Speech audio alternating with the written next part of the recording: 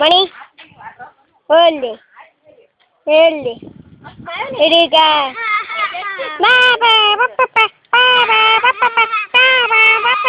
about 10. Hi friends. Hello. ஏன் friends அதான் அந்த குரங்கு இருக்கு பாத்தீங்களா? அந்த குரங்கு பேரு மணி. பாத்தீங்களா நாய் நக்குறான்.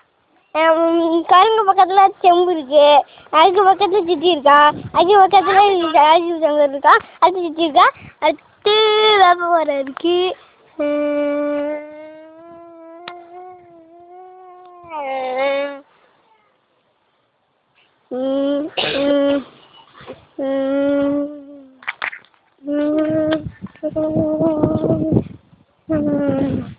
இதோ வீடு வீட்டுக்குள்ள போய் பார்ப்போம். வா